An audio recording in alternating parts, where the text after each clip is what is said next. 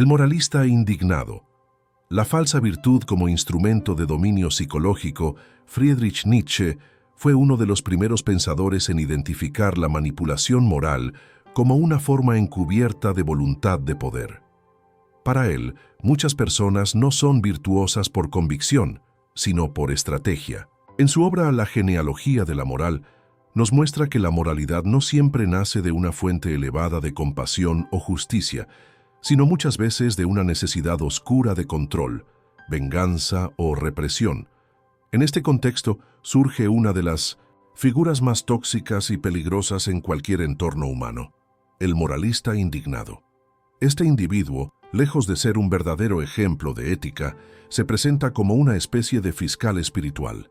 Es aquel que siempre sabe lo que está bien y lo que está mal, no porque haya cultivado una vida profunda de reflexión o autoconocimiento, sino porque ha asumido, consciente o inconscientemente, el papel de juez.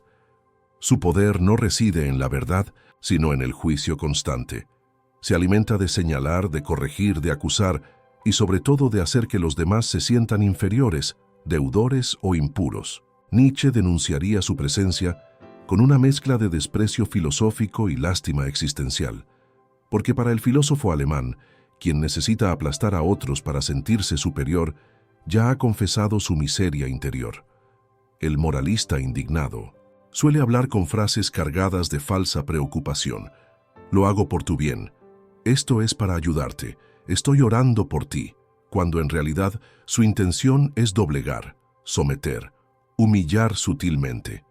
Es un maestro en usar la culpa como arma, porque sabe que una persona culpable es fácilmente manipulable, incluso desde el silencio. En su mundo, todo se divide entre lo puro y lo impuro, lo correcto y lo incorrecto, lo aceptable y lo pecaminoso. Pero lo curioso es que las reglas cambian según su conveniencia. El moralista indignado puede condenarte hoy por algo que él mismo hará mañana sin remordimiento. La coherencia no le importa. Lo que le interesa es conservar su estatus de superioridad espiritual. Nietzsche llamaría a esto una forma degenerada de voluntad de poder. No la fuerza que crea mundos, sino la que destruye almas.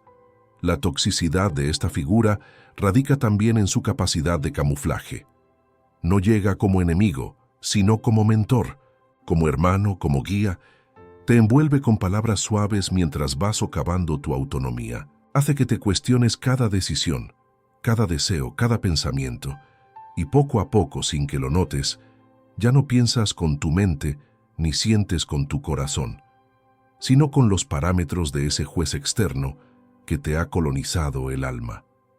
En el fondo, este tipo de persona no soporta la libertad ajena porque ha fracasado en la conquista de la propia.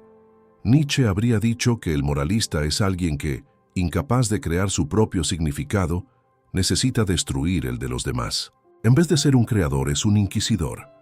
En vez de ser un faro, es una cadena. En vez de liberar, encarcela. La manera de romper con este tipo de toxicidad no es discutir con el moralista, porque él siempre encontrará nuevas acusaciones. La clave es trascenderlo.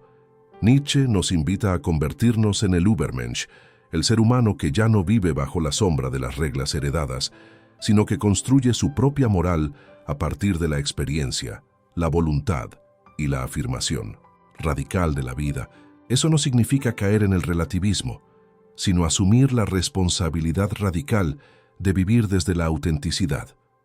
Cuando alguien se dedica a juzgar constantemente a los demás, a reprimir cualquier acto libre con etiquetas de pecado o desvío, cuando alguien se niega a ver su propia sombra, pero señala obsesivamente la de los demás, estás ante un espejo deformado, no ante un guía. Nietzsche nos invita a huir de esos falsos pastores y, en su lugar, buscar nuestra voz interior, la que no necesita gritar para tener razón. Y si alguna vez fuiste víctima de uno de ellos, recuerda esto: nadie que verdaderamente te ama necesita rebajarte para corregirte. Nadie que vive en la verdad necesita dominarte para ayudarte. El que impone miedo bajo el disfraz del amor no representa a la luz, es solo otra forma de oscuridad. El vampiro emocional se alimenta del caos que él mismo provoca Friedrich, Nietzsche entendía el alma humana como una batalla constante entre fuerzas de creación y destrucción, entre afirmación y resentimiento. En su análisis del resentimiento, uno de los conceptos clave de su pensamiento, el filósofo alemán reveló cómo algunas personas, en lugar de enfrentar su miseria interna, proyectan su dolor sobre los demás, convirtiéndose en lo que podríamos llamar un vampiro emocional. Este tipo de persona no solo está herida, sino que ha aprendido a usar su herida como un arma para desgastar, manipular y absorber la energía vital de quienes lo rodean. El vampiro emocional es tóxico, no por su sufrimiento en sí, sino por su decisión de hacer del sufrimiento un espectáculo repetitivo que debe ser compartido, drenado y dramatizado a costa del otro. Nietzsche diría que este tipo de individuo es un resentido profesional. No busca curarse, sino asegurarse de que los demás se hundan con él. Es hábil en crear pequeñas crisis, sembrar malentendidos, victimizarse y luego colocarse como el centro emocional del universo. Lo hace con gestos sutiles, palabras cargadas de ironía, silencios manipulativos, insinuaciones pasivo-agresivas.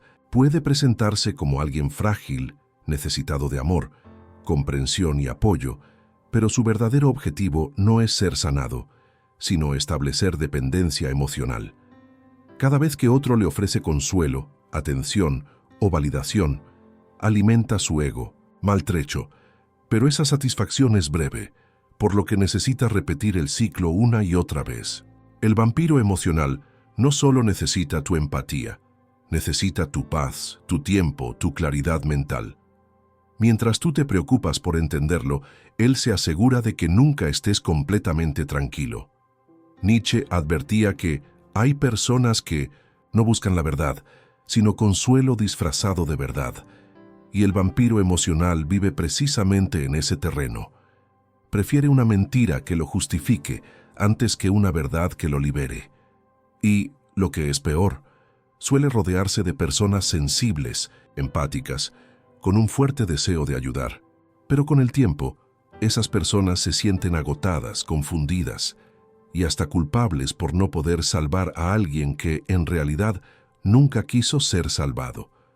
En muchos casos, estas dinámicas surgen en entornos familiares, de pareja o incluso laborales. Una madre que siempre se enferma emocionalmente cada vez que sus hijos intentan alejarse. Una pareja que dramatiza cada desacuerdo como si fuera una traición personal. Un colega que se victimiza ante cualquier corrección y convierte la oficina en un campo emocional minado. Estas personas no saben vivir en armonía porque la armonía no les da protagonismo. Necesitan el caos para sentirse importantes. Como diría Nietzsche, han aprendido a existir únicamente a través del dolor y han hecho de ese dolor un instrumento de identidad. ¿Y qué hacer frente a un vampiro emocional? Nietzsche no habría recomendado compasión ilimitada, sino autoafirmación. La verdadera fuerza está en saber decir no sin culpa, en poner límites sin justificar cada decisión, en reconocer que no todos los que sufren desean curarse y que ofrecer tu energía a quien solo quiere drenarte es una forma de traicionarte a ti mismo. El filósofo hablaba de la necesidad de endurecerse sin volverse insensible, de volverse libre sin convertirse en cínico. Porque amar también implica protegerse, y no hay mayor acto de amor propio que negarse a vivir dentro del drama de otro. A largo plazo, relacionarse con un vampiro emocional puede llevar al desgaste psíquico profundo, pérdida de identidad, culpa crónica, ansiedad constante, sensación de inutilidad o fracaso personal. Todo esto ocurre porque, como una sombra constante, el vampiro proyecta su vacío sobre el otro. Nietzsche nos invita a mirar el abismo, pero no a lanzarnos en él. Nos recuerda que quien lucha con monstruos debe tener cuidado de no convertirse en uno. Y quien cuida al herido debe asegurarse de no ser devorado por sus llagas abiertas. En una sociedad donde el sufrimiento se ha convertido en capital emocional, donde el que más llora es visto como el más sincero, es urgente volver a la verdad nietzscheana. No todo dolor es noble y no toda víctima dice la verdad. Hay quienes no buscan ser escuchados, sino obedecidos emocionalmente. Y esa exigencia silenciosa es lo que Nietzsche hubiera llamado la moral de los débiles. Una forma de dominio encubierto, basada no en la fuerza, sino en la lástima. Por eso, si sientes que tu paz ha sido secuestrada por alguien que siempre necesita algo, pero nunca cambia nada, no es amor, no es amistad, es toxicidad disfrazada de necesidad. Y Nietzsche diría, aléjate antes de que tu alma también se vuelva adicta a sangrar. El envidioso silencioso admira tu luz, pero en secreto quiere apagarla. Friedrich Nietzsche, en su análisis profundo del alma humana, dejó claro que uno de los motores más poderosos y peligrosos del comportamiento humano es la envidia. No la envidia superficial que se expresa en celos pasajeros, sino una envidia envenenada, silenciosa y profundamente corrosiva que se oculta bajo la máscara de la admiración. Este tipo de persona tóxica no te ataca directamente, no te critica abiertamente, ni se posiciona como enemiga. Al contrario, te rodea con gestos de apoyo, sonrisas forzadas, palabras amables, pero en lo profundo de su ser desea verte caer. Esta es la figura del envidioso silencioso, y Nietzsche habría dicho sin rodeos, te aplaude para calcular cuán alto debes caer para que le duela menos tu vuelo. El envidioso silencioso es, por naturaleza, un maestro del disfraz. Sabe que no puede competir con tu luz, así que intenta oscurecerla desde las sombras. Nunca te animará genuinamente cuando triunfes. En su interior, cada uno de tus logros le recuerda todo lo que no has sido capaz de alcanzar. En lugar de usar tu éxito como inspiración, lo usa como espejo de su propia frustración. Y como Nietzsche advirtió, cuando el alma no tiene coraje para superarse, buscará destruir aquello que le recuerda su mediocridad. Este tipo de toxicidad es peligrosa porque no se percibe fácilmente. El envidioso no es frontal. Jamás dirá, te odio por tu éxito.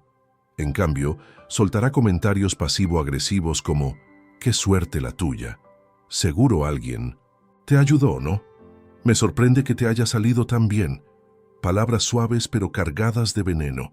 Este comportamiento revela lo que Nietzsche llamaba la decadencia del alma, la incapacidad de admirar sin contaminar, de observar sin compararse, de aplaudir sin destruir. En el entorno social, este tipo de personas suelen estar cerca. Familiares, amigos, compañeros de trabajo, son aquellos que están presentes, pero no celebran, que escuchan tus planes, pero siembran dudas, que te siguen, pero jamás comparten tu contenido, que te sonríen, pero te observan con ojos fríos cuando nadie más los ve, como si tu éxito fuera una amenaza directa a su existencia. Nietzsche escribió que el hombre envidioso no busca tener lo que el otro tiene, busca que el otro no lo tenga más. Y lo más inquietante es que muchas veces estas personas fueron testigos de tu proceso. Estuvieron cerca cuando comenzaste, cuando luchaste, cuando caíste, pero en lugar de sentirse felices por tu progreso, desarrollaron una amargura interna que les impide gozar de la felicidad ajena. ¿Por qué? Porque cada paso que tú das hacia tu propósito les recuerda el estancamiento de su propia vida. Nietzsche habría señalado aquí la resentida incapacidad de crear, que lleva al individuo a desear la destrucción de lo que no puede construir. Entonces, ¿cómo se protege uno de esta figura tóxica? Nietzsche no nos invita al aislamiento paranoico, sino al discernimiento. El primer paso es observar con ojos lúcidos. ¿Quién celebra de verdad? ¿Quién se alegra sin necesidad de figurar? ¿Quién no compite, sino comparte? El envidioso no soporta tu brillo, por eso buscará apagarlo de forma sutil, con críticas disfrazadas de consejos, con ausencia disfrazada de respeto, con silencios disfrazados de humildad. Y aquí entra una de las enseñanzas más poderosas de Nietzsche. No esperes gratitud del que te envidia. Su alma está ocupada en sobrevivir a su propia amargura. No estás obligado a mantener cerca a quien desea tu caída. No tienes por qué explicar tu éxito, disminuir tu brillo, ni esconder tu crecimiento para no herir al otro. El verdadero respeto es mutuo, y si tu evolución incomoda a alguien, no eres tú quien debe cambiar el ritmo, es el otro quien debe confrontar su sombra. Al final, el envidioso silencioso no está en guerra contigo, está en guerra consigo mismo, pero si no lo detectas a tiempo, te arrastrará a esa batalla que no te pertenece. Por eso Nietzsche nos desafía a elevarnos por encima del rebaño, a no buscar aprobación de quienes jamás podrían dártela, y a seguir creando, creciendo, avanzando, aunque a algunos les duela verte volar, porque como escribió, la serpiente que no puede mudar su piel perece. Así también las almas que no pueden cambiar de pensamiento dejan de vivir, y muchos prefieren verte inmóvil para no tener a que mudar su propia piel. El manipulador culpabilizador siempre es víctima, incluso cuando es el que hiere. En la mirada cruda y despiadadamente lúcida de Friedrich Nietzsche, uno de los aspectos más oscuros del alma humana es su capacidad de distorsionar la realidad para evitar la responsabilidad. El manipulador culpabilizador encarna esta distorsión en su forma más tóxica.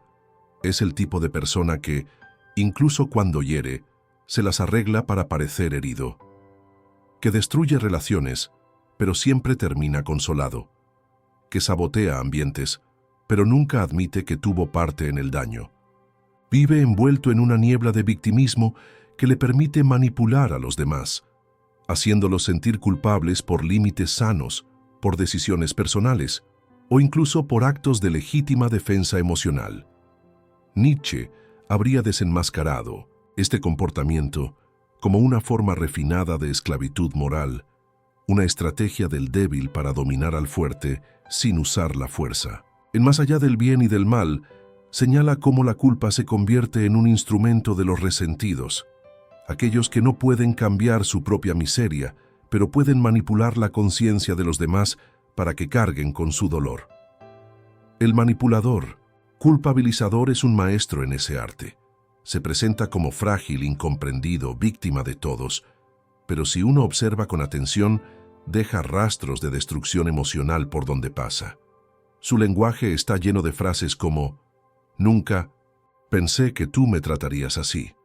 Después de todo lo que hice por ti, siempre soy yo quien cede». Cada frase es una daga emocional que no apunta a resolver conflictos, sino a desviar el foco del problema. Porque si él se posiciona como víctima, automáticamente el otro se convierte en verdugo.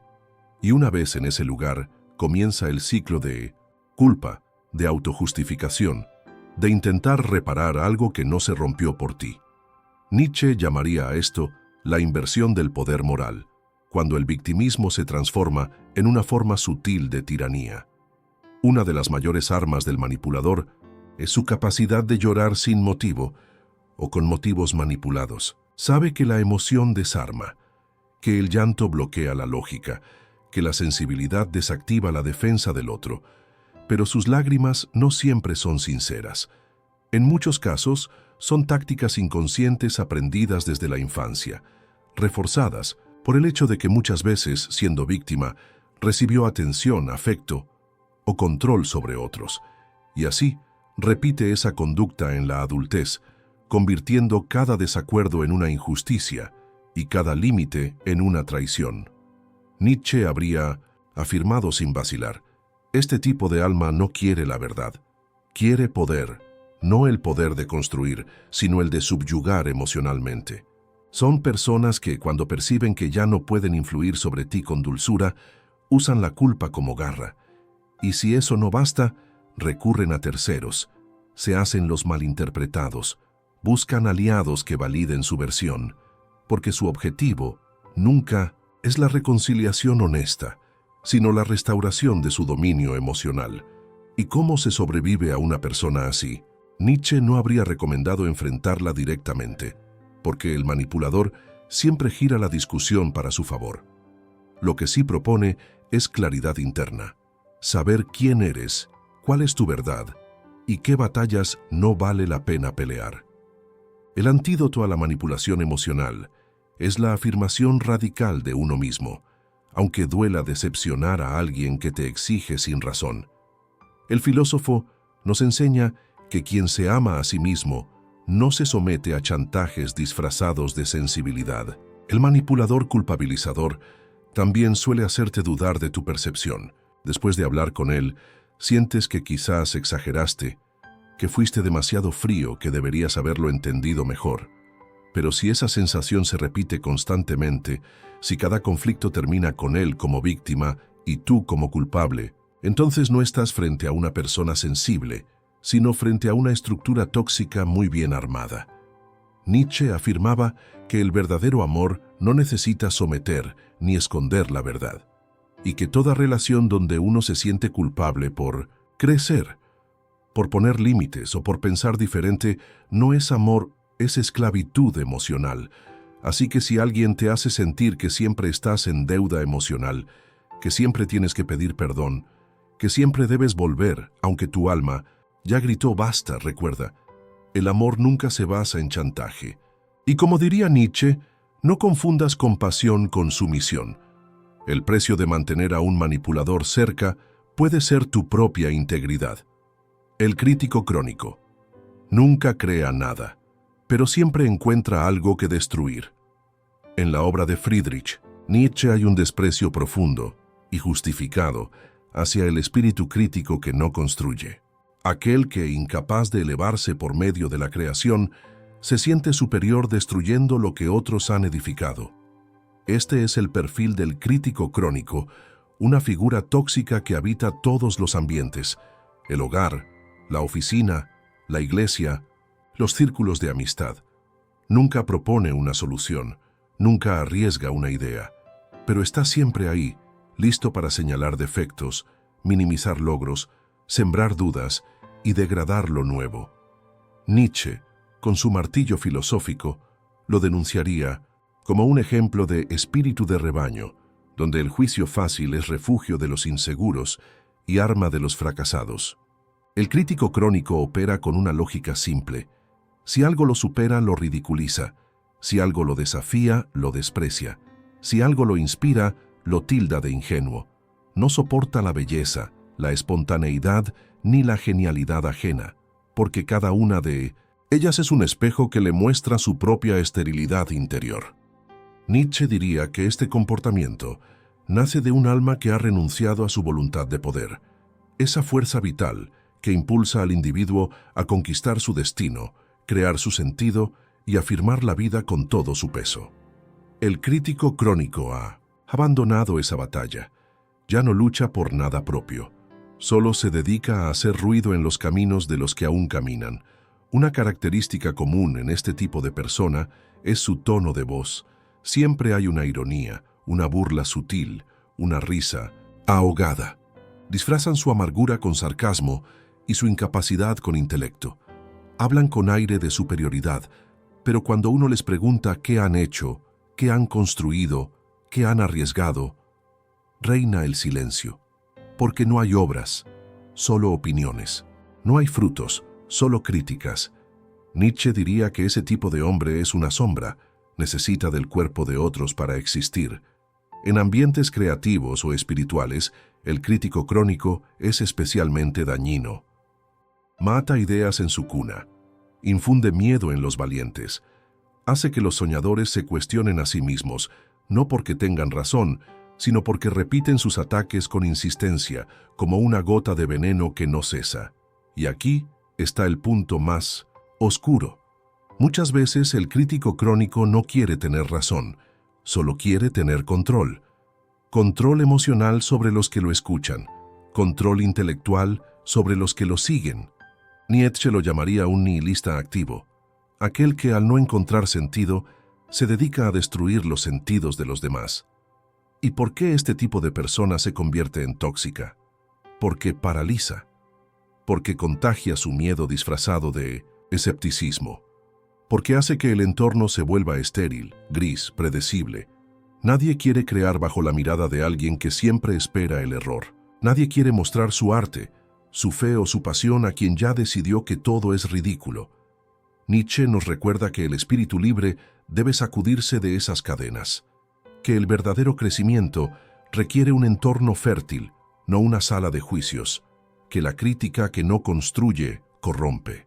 El crítico crónico también suele esconder su veneno bajo la excusa de la honestidad. Dice, solo estoy diciendo lo que pienso.